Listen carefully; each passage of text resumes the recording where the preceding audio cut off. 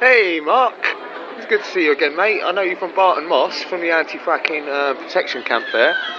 Tell me, why have you been at Barton Moss? I'm not from Barton Moss, so let's get this straight from the very start. I'm from Stafford, and there's loads of stuff been said about people turning up and not being local. Yeah. But how can it not be local when it's right on your own doorstep, mate? You What? know what I mean? And you know, we're a small island. You know, look at Pennsylvania. Yeah. You know, They fracked the head out of that, haven't they? Fracked the shit out of it, like. It's probably Pennsylvania. I don't know how big it is, but I'm sure. I think there's about 15,000 wells there, something like that. It's probably bigger than England. Yeah. Yeah. I know. It's knackered. I know. Is it the state of Colombo? There's 16,000 wells there, and that is bigger than the size of England. And that is predominantly where you hear these stories of people being able to ignite their tap water and things like that. Yeah, well, that's the case also in Pennsylvania. Yeah. You know, ask Vanessa Vaughn, she knows all this stuff. Yeah. You know, but, you know, if you put it down on a piece of paper, a big piece of paper, and see how this shit affects us, then, you know, and get some relativity about it, I think, is the word. You know, it's part of it. So tell me about the fracking process itself. What is it they're actually doing? Well, drilling big holes, mate. How do they go about doing that? Well, they bring big nasty trucks in, and they drill a big hole in the ground, and they send down lots of chemicals, as well as a lot of water. It's about 15 million gallons of chemical water, isn't it? The funny thing is, right, what gets me is they say it's only 1% chemicals, right? But when you piling in that amount of water, 1% of chemicals becomes quite a lot of fucking chemicals. Some of it isn't even chemicals, is it? We've seen KCM137 go in there, which is a very similar component to... It's a very similar component to potassium. It's basically a water soluble, and what that does, it separates this other chemical water they put in from the gas. I actually worry about what they're saying there, because even 1% of radioactive waste that goes in there translates as something. Thousands of gallons of per well, I think it's something along the lines. Per exploratory well, I think it's something along the lines. Something along the lines of about 15 million gallons of water that goes in per well. So if we take 1% of 15, that would be 150,000 litres of chemical water. Exactly.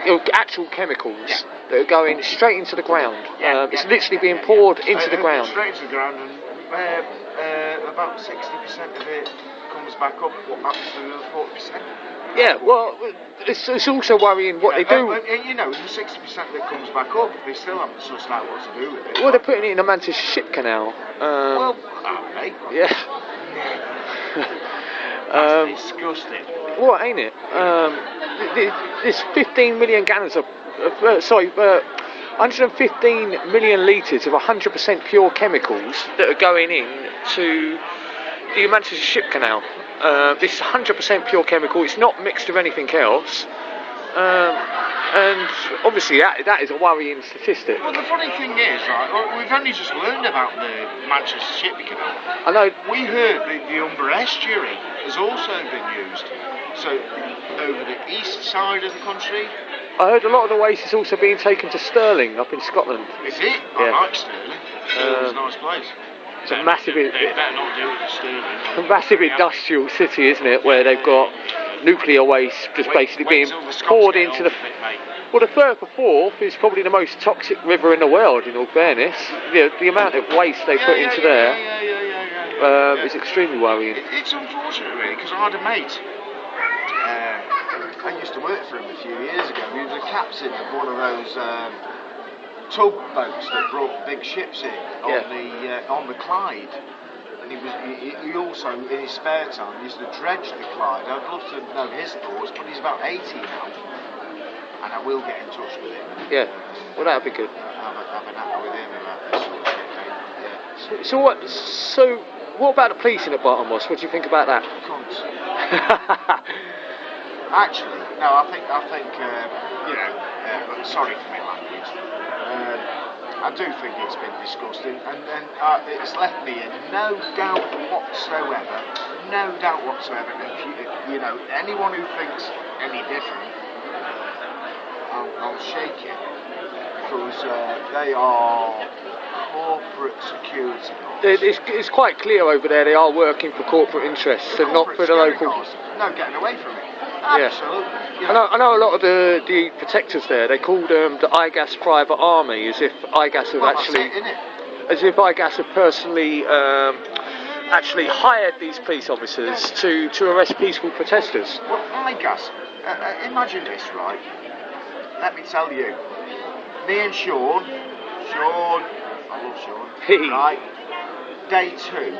Barton Moss. It must have been about November the 12th or 13th. It was something like that, yeah, I was there. We went to a private IGAS meeting and they took us in, they gave us biscuits, we dripped mud all over their floor because obviously we were digging, trying to get the... Trying to build a camp. You know, and we were met with Jason Donovan and Kylie Minogue, basically.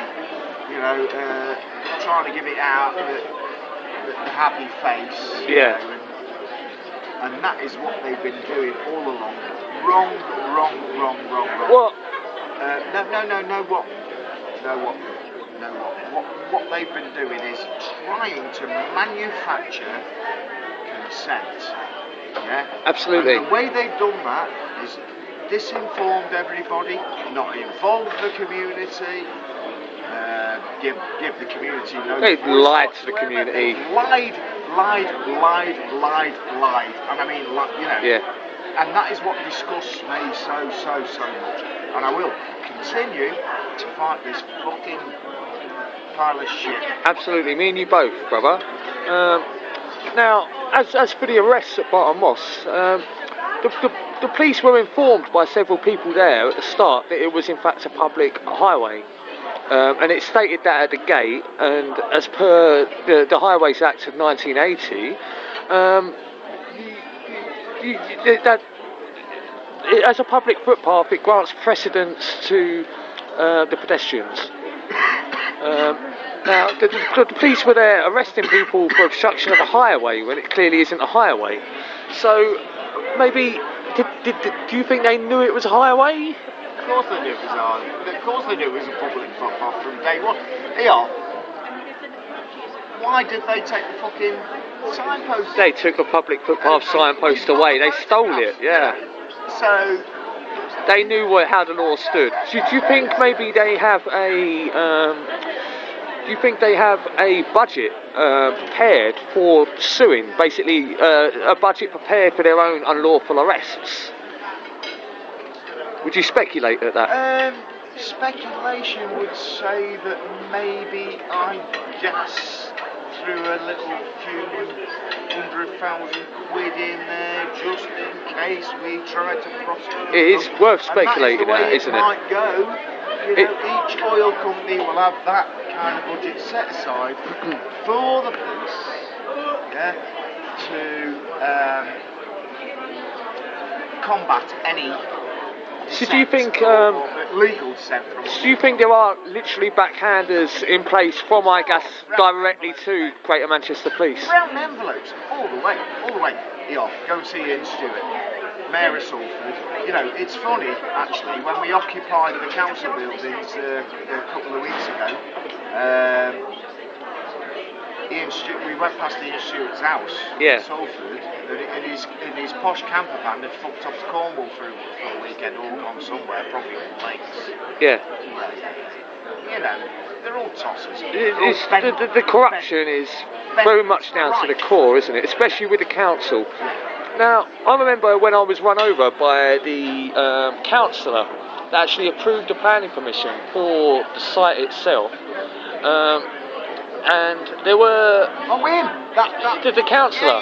That was on the third day. I remember that. That was the third day. He literally ran over me. He did it twice at fairly high speed. Well, wasn't he? He was next councillor. No, he was the councillor that actually signed off for the planning permission. Yeah. He was Lib Dem. Lib Dem, was he? I'd love to know his name. Yeah. Now, I actually made a criminal police complaint against that, which was completely ignored.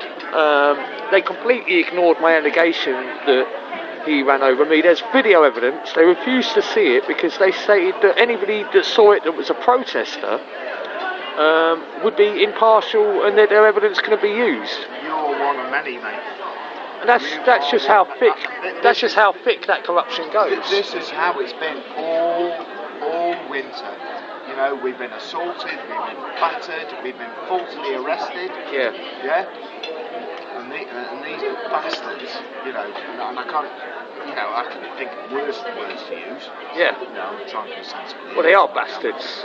But, for want of better words. They're bent, they're corrupt. Corruption, you know, right down to the core. It riles me. In fact, fuck, I'm in Devon because I need a break. Well, it's very good to see you here, mate. See you too. And I'm sure I'll see you back on the Moss shortly. You might do.